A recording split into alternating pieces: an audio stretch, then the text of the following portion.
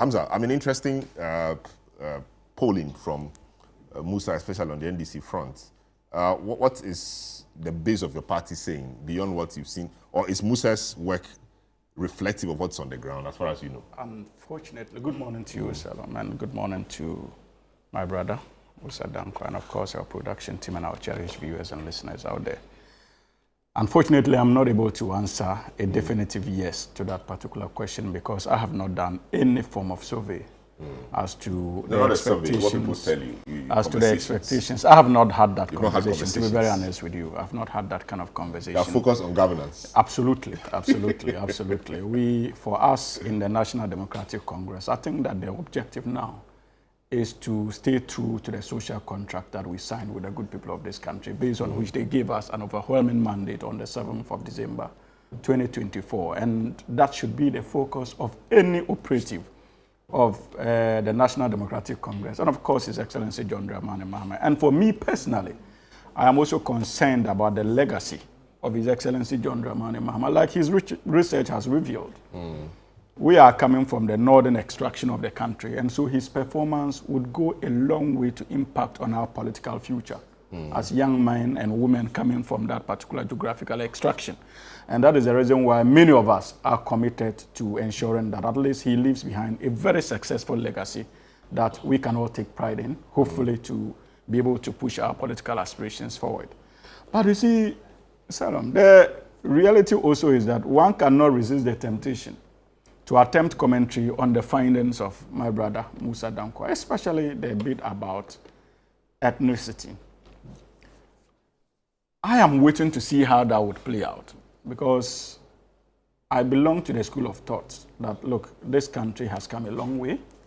And if in the past we have had the situation where we've handed over from one southern president to another southern president, I don't see how it should be difficult for a northern president to hand over to another northern president, especially when it should be clear by now that even on the other side of the political divide, that is the New Patriotic Party, they are likely also to present another northerner. And for me, I think that it should not be part of our concern. I believe that, look, where we have gotten to, if the National Democratic Congress in its wisdom and its delegates deems it appropriate to elect the Honorable Haruna Idrisu as flag bearer, the NDC would have a better way of selling him. If we decide to elect the Honorable Johnson Asidin Ketia as flag bearer of the National Democratic Congress, or even Chief of Staff Julius Debra, rest assured that we'll find a way of doing it. But personally, I'm a bit concerned about this ethnic slant, especially when it comes to our analysis. The fact that one is coming from the northern sector cannot hand over to another northerner. It is important to state that His Excellency John Dramani Mahama and the Honorable Haruna Idrisu are not coming from the same region. The northern bloc. His Excellency is coming from Savannah. Haruna Idrisu is coming from northern region, to be precise. And if you are dealing with it in terms of the northern extraction, like I indicated earlier on, we have had situations where southern presidents have handed over to southern presidents. The record is there. So that would not be a novel situation. The fact that it is going to the north does not mean that the situation is going to be novel. Absolutely not. That track record in our political discourse is concerned. However, my concern with the figures is about the issue of ageism that you have captured succinctly as far as your analysis are concerned. But you see, Musa, it is important to appreciate that it is similar to the gender politics that we played in the past. I remember in the United States of America, many people were polled as to whether America is ready for a female president or not. And many of them said that America was ready.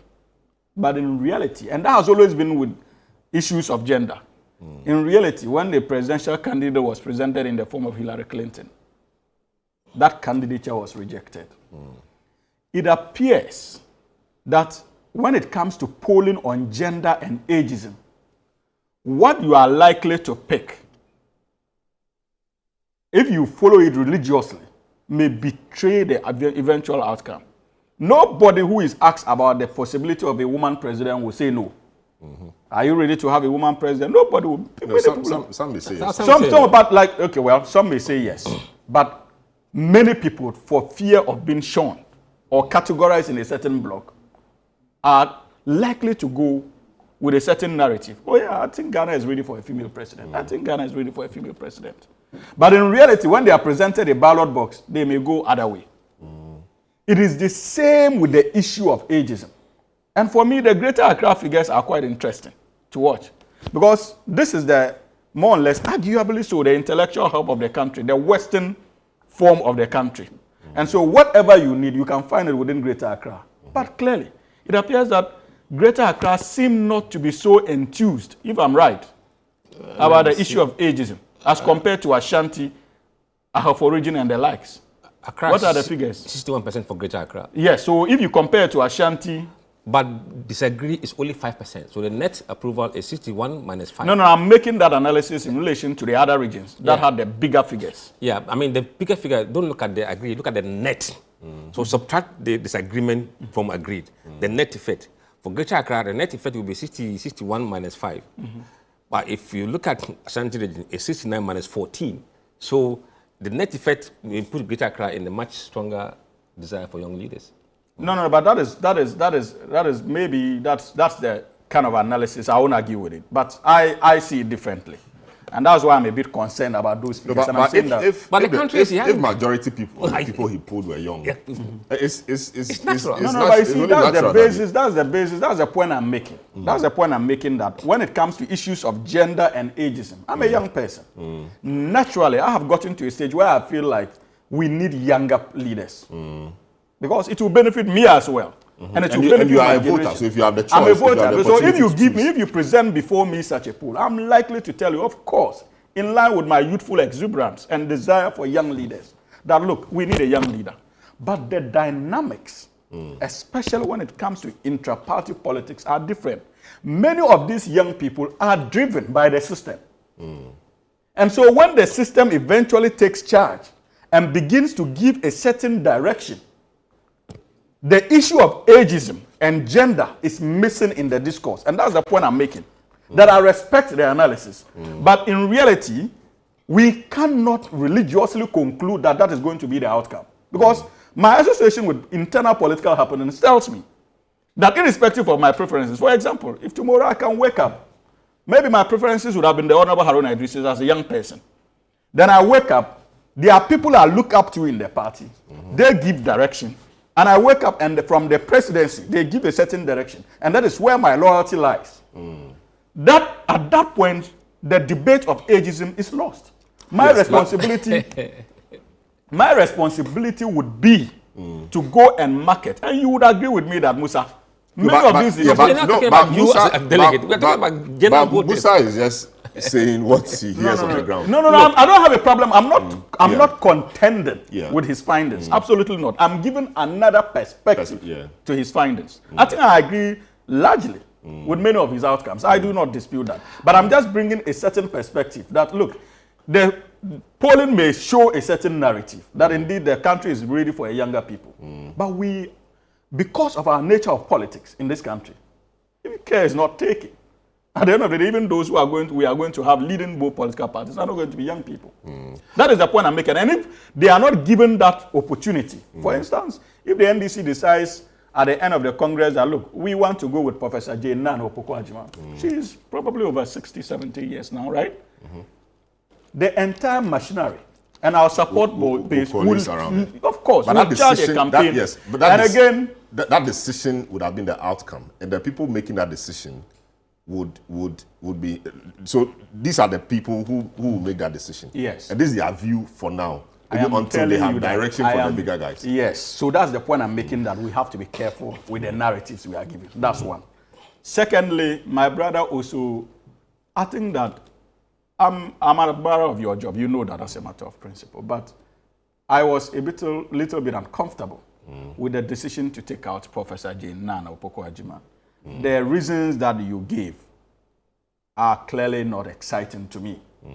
Because I'm not one of those who feel that you shouldn't be doing your research now. I think that in all fairness, I believe that there's no better time to keep track of what would happen in the future than now. It behoves on the government to be able to conduct itself in a manner that it does not constitute a distraction to government work. And so that is not your job. That is our job. And I can assure you that with the president that we have and the team we have assisted, we will try as much as possible to still continue to concentrate on the core promises we made to the good people of this country.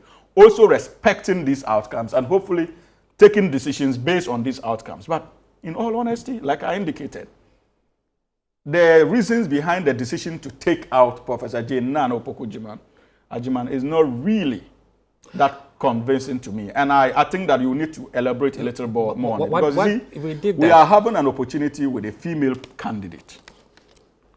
I would want to hear, I would want to know what the people think of a female president going into the future. I'm interested in that.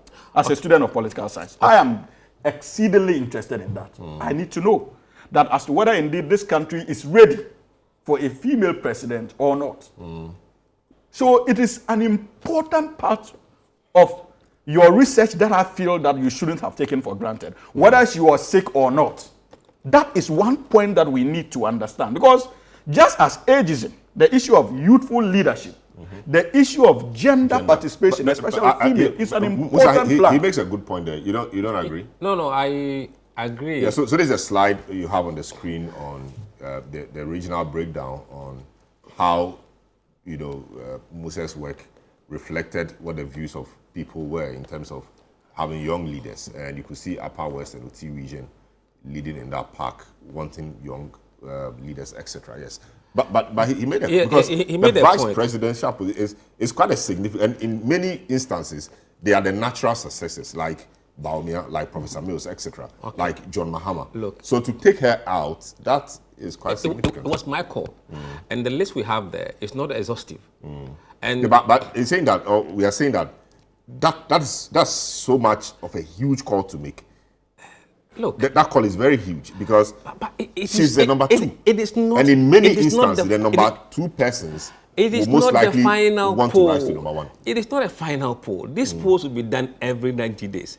So the call is out there. We'll bring her back in and see how the numbers changes. But the other point is that the fact that she's not in, if she wants to run, this disadvantages her. Given how your polls, given how your polls, that's why I was concerned. Look. In fact, taking her out could even admit to her advantage. But then now the cry is out. If we bring her in, people will be aware of all the issues and make right decisions. Because people may think that she has indicated that she's not running. That's what you're But we put out there, if anyone thinks this list... But I'm saying that a person like Professor J. Naana Agyemang should not be one of those. It should be natural. I called, look. Yeah, but no, is that call we are questioning? No, look, it's my judgment call. Or we can't question that. No, but you see, Musa, that is where I have my problem. Let me land. It's a call that I made that I take full responsibility of. Okay. And from what I have seen, I will bring her back in. So the next round, you are assuring us that you bring she'll be back in there. Yes. The other point is that you said political investors want to know a few things. Yes. That's why in the case of the NDC, for example, yes. Even though people say even then people still want to know. Even though people say it's early, you still decided to put it out there. The question is, if political investors want to know, why don't you share it with those political investors rather than sharing it with everybody? But Selom, you as a voter, as a Ghanaian, wouldn't you want to know what others are thinking? Wouldn't you want to know? Of course, I want to know. So that's the reason. And we work in the public interest. Determine who to support. We work in the public interest, not political party's interest. So as what they think for us, let me bring in Haruna.